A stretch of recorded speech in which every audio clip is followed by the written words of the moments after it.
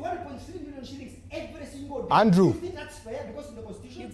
Honorable, The Constitution allows you to scavenge on this country. no Cheat comment. the people of this Please, country. We should allow you will it. comment. Who do you account to yourself? Do you account to your voters? Because Andrew, do you account to your voters you are not an ambassador. You You are not a minister. We want to see how do we hold you accountable? Do you account to the people of Uganda? For you earning 40 million For you shillings a to month, guys, do you account as to the them? agent of Uganda in foreign relations. I'm asking you, for a man like you, claiming to represent people, you represent people who live on less than $1 a day. Unless you can account for us. 1.3 million shillings a day. How can you do you that? Can You have the books. conscience? You can author books. And you come here and criticize. First of all, you come here to criticize Museveni, from whose palm you are feeding. Yeah, you also control him. Then why do you want to control me? He's the one who started this. If you want to make this a personal debate, I'm asking him. Yes. Leave him. I think let's carry on. Let's come back to the debate, because the question that I posed to you.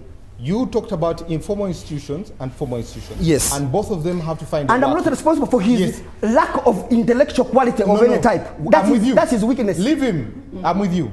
How do we account for the blah in bit there? Because you have given examples, and these are democracies that have been around for over 200 years. Ours is a young democracy.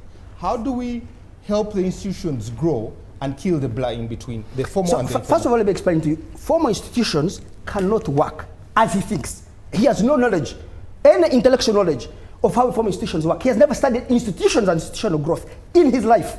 You can clearly see he's an ignorant man. Okay. That is one. Let's focus on the Two, I have explained to you, wherever country it is, you will need informal institutions to support formal institutions. Because he scavenges on the state, he thinks those of us who serve our countries need money from the state. I don't need. Government of Uganda has never bought me a ticket. He feeds off the government of Uganda. I don't feed off the government of Uganda. He can go and check my bank account where the government of Uganda has never paid me anything. Never.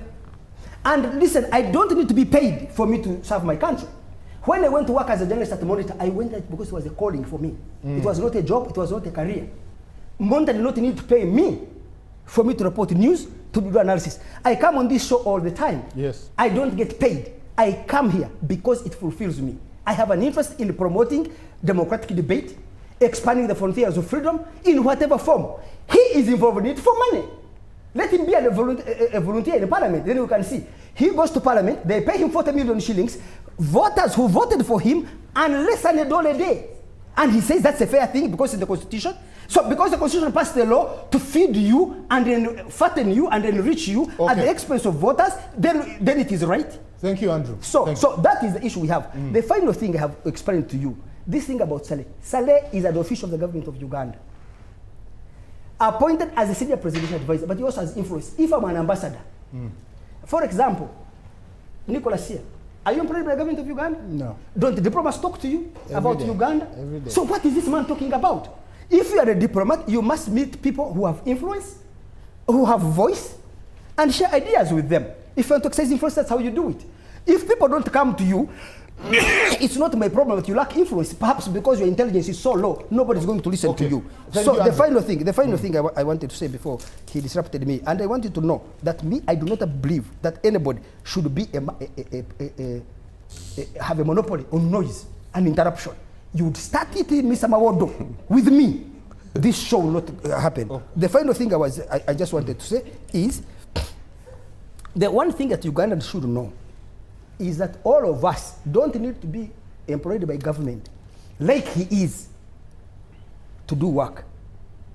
I believe I can serve this country and I will continue to serve it in every single capacity without a government job. I don't need a government job. I don't need government pay. You can ask Museveni, he appears before you in the parliament, doesn't he? Or you can go to sit and ask him. Mwenda was flying all the time to Kigali. Have you ever given him 1 shilling? If he tells you yes, ask him where that budget is and how much money he gave me. So I'm not you. I don't scavenge on the state. But a person with all that power to buy